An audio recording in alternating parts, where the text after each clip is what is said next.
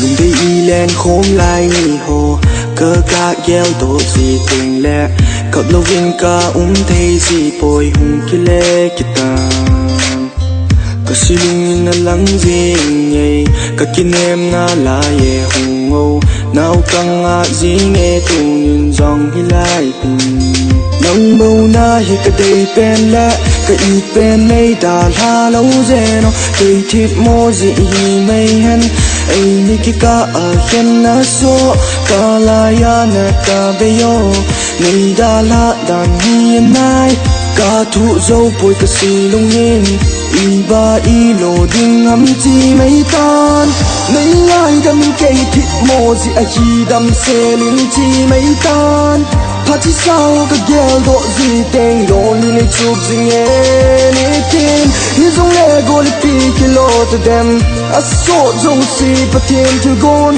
hi mai hen tin le tai te nun lui kan hai mang pha Money in your mind, it's black like it's sunshine. Then it took the dust, so the put them in line. Never thought I'd fall, but still then I look fine. Hanging out with someone else, pretending to be mine. This is stop calling me when the clock ticks 9. I pray to the Lord, tell me when I was dying. Ever wish to the man, I hope you end up flying. I just try to stay strong, soon I hope you're crying. I remember when there was a spark, when we would mix it crazy in the pack. How we would kiss, how much you would be missed. And now my heart is broken into two. Nothing can fix this, no gap or glue. I try my hardest not to cry as you say the words goodbye. Oh, how hard I wanted to flee when you chose to break up with me. When there was no more left in your heart, for you decided to break it apart and then you leave me all alone. Nei ngai dam cây thịt mô gì a hi dam se lin chi mai tan.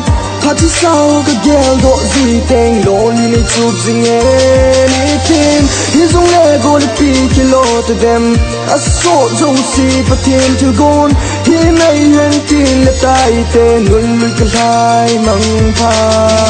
Yeah, girl, you leave me all alone. Now you ran away with another guy, and my heart is breaking here. I can be, girl, yeah. Kasi lung lai na cham jing e lung dei ni khat ve you back. Hung ki le ki tang kasi lung lai ya. Kasi lung lai na cham jing e lung